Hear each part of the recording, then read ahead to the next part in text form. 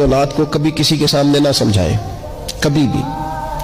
उनको जब समझाना हो तो उन्हें तन्हाई में समझाएं। तन्हाई में नसीहत करना मेरे रसूल पाक का तरीका है। मेरी गुजारिश है कि एक बेटे को दूसरे बच्चों के सामने भी ना समझाएं, उनकी इज्जत नफ्स का ख्याल करें।